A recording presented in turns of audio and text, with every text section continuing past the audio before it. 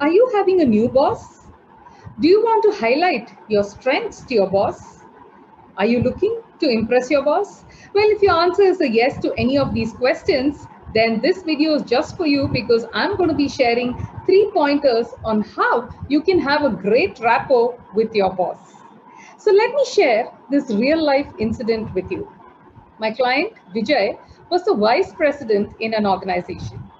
This organization got acquired by another large company, and this meant now Vijay has a new boss.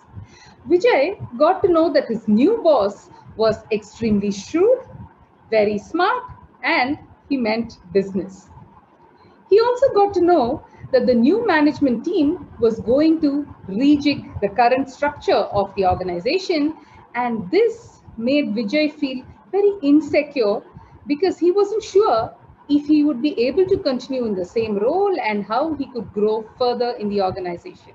And Vijay was an extremely ambitious person, so he was a bit jittery when he got to know this background. So Vijay was very soon going to have a one-on-one with his new boss.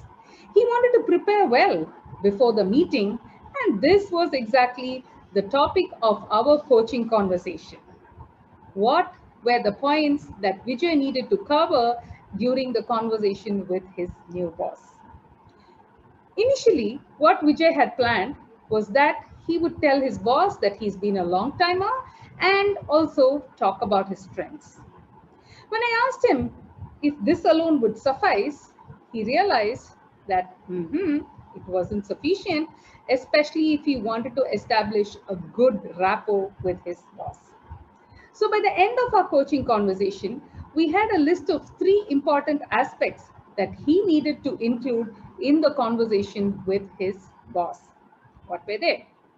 The first, what were the results that he had accomplished till date? And he would then relate it to his strengths and highlight all his accomplishments and how he has contributed to the organization till date.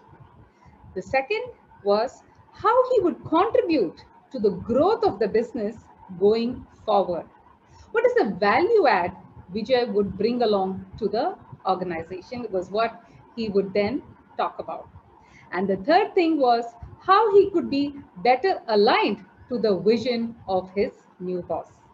So, my friends, if you are planning and wanting to have a better relationship with your boss, and while you may already be a high performer, remember that